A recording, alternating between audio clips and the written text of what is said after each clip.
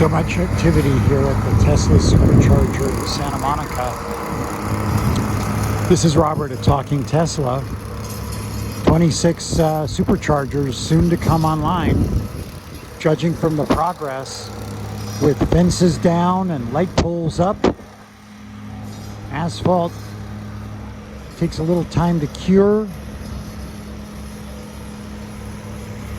Handful of electricians here working on the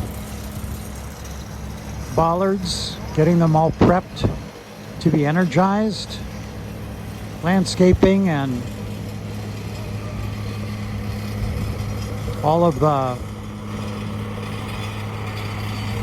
landscape watering systems are in place. This is a much needed supercharger for the area, which is a very high Tesla usage area. All right, Robert from Talking Tesla, keeping an eye on progress both here and abroad. Listen to Talking Tesla for a monthly supercharger update. Look forward to seeing you there. Check us out on Patreon as well if you want to support the podcast. Helps us to bring this content to you. Out.